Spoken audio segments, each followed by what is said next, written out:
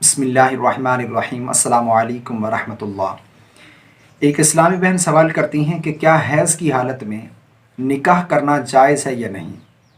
यानी अगर किसी औरत के मखसूस अय्याम चल रहे हों, अगर कोई औरत अय्याम हैज़ में हो और उन अय्याम में अगर उसका निकाह कर दिया जाए तो क्या ये निकाह जायज़ है, निकाह होगा या नहीं होगा।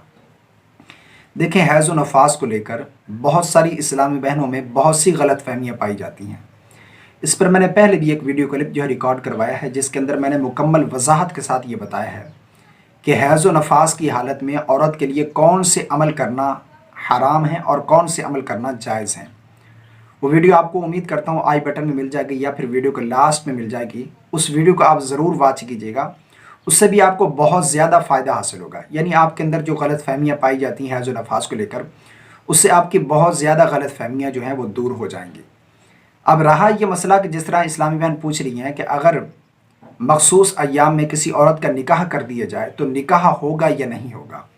देखें, जहाँ तक सिर्फ निकाह की बात है तो निकाह के अंदर किसी किस्म का कोई फ़र्क नहीं पड़ेगा।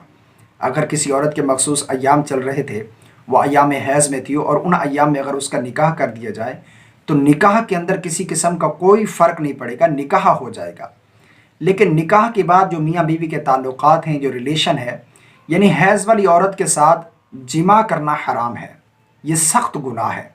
जब तक वो औरत पाक ना हो जाए उसके साथ किसी किस्म का रिलेशन कायम करना, जिमा करना हैज़ वाली औरत के साथ, ये नाजायज़ है, ये हराम है। बाकी निकाह के अंदर किसी किस्म का कोई फ़र्क नहीं पड़ेगा।